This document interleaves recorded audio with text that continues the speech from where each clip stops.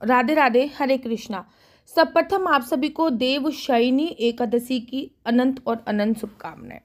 देवशयनी एकादशी पर आज मैं आप लोगों को श्रीधाम वृंदावन के दर्शन के साथ साथ देवशयनी एकादशी की कथा सुनाऊंगी।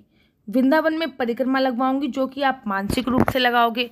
साथ ही के साथ देवशयनी एकादशी की कथा भी कानों से श्रवण करोगे, अर्थात मानसिक रूप से परिक्रमा लगाने का भी फल प्राप्त होएगा। वृंदावन के दर्शन भी आंखों से करोगे और साथ ही के साथ कथा भी सुनोगे। एक साथ आपके 3 कार्य हो रहे हैं। तो चलिए अधिक विलंब न करते हुए प्रारंभ करते को भली भांति परिचित है कि आषाढ़ मास के शुक्ल पक्ष की देवशयनी एकादशी को देवों का शयन काल शुरू हो जाता है। इस दिन से ही चतुर्मास का प्रारंभ होता है। मांगलिक कार्य सारे बंद हो जाते हैं। मान्यता है देवशयनी एकादशी पर भगवान विष्णु योग निद्रा में होते हैं और 4 माह तक भगवान शिव सृष्टि का संचालन करते हैं। देवशयनी एकादशी पर भगवान विष्णु की पूजा और व्रत करने से सभी मनोकामनाएं पूर्ण होती हैं। देवशयनी एकादशी की पौराणिक कथा मैं आपको बताती हूँ। देवशयनी एकादशी की पौराणिक कथा है, धर्मराज युधिष्ठिर ने कहा, हे केशव, आषाढ़ शुक्ल एकादशी का नाम क्या है? इस व्रत की करने की क्या विधि है और किस देवता का पूजन किया जाता है? श्री कृष्ण जी कहने लगे, युधिष्ठिर, जिस कथा को ब्रह्मा जी ने नारद जी से कहा था वही मैं तुमसे कहता हूँ। एक बार देवश्री नारद ने ब्रह्मा जी से इस कथा एकादशी के व्रत के बारे में जानने की उत्साह प्रकट करी। तब ब्रह्मा जी ने उन्हें बताया कि सतयुग में मानधाता नामक एक चक्रवर्ती सम्राट हुआ करते थे। उनके राज्य में प्रजा बहुत सुखी थी, किंतु भविष्य में क्या हो जाए यह कोई नहीं जानता था। अतः वह भी इस बात से अभियंग थे कि उनके राज्य में शीघ्र ही भयंकर अकाल पड़ने वाला है।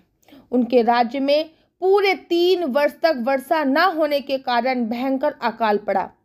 इस अकाल से चारों ओर त्राहिमाम मच गया।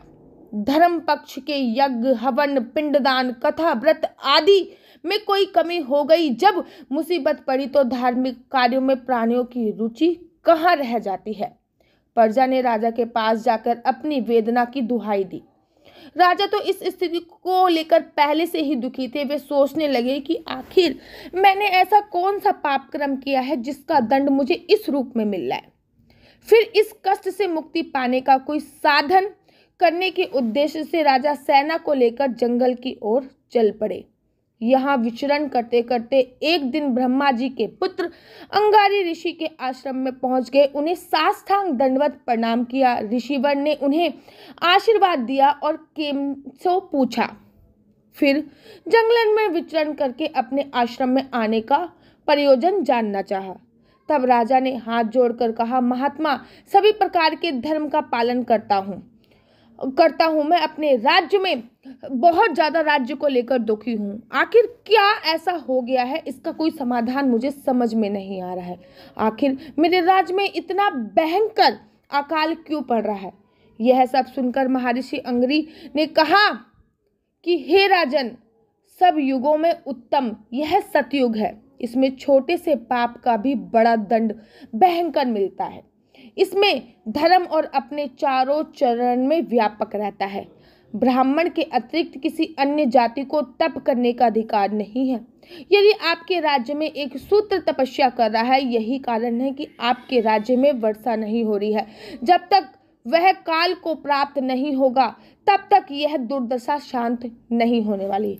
किंतु राजा का हृदय ने बोला कि शूद्र तपस्या का समन करने को तैयार नहीं हुआ। राजा ने बहुत बार समझाया, लेकिन फिर भी वह तपस्वी तपस्या का समन करने को तैयार नहीं। उन्होंने कहा, हे देव, मैं उस निरपराध को मार दूं, यह बात मेरा मन स्वीकार नहीं कर पा रहा है। कृपया करके आप कोई उपाय बताइए। महर्षि अंगरी ने बताया कि आषाढ़ मास के शुक्ल पक्ष की एकादशी का व्रत करें।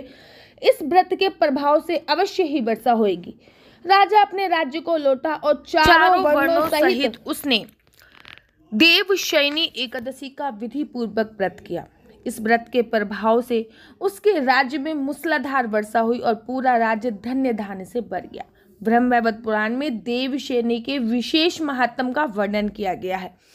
इस व्रत के करने से प्राणी की समस्त मनोकामना पूर्ण होती है।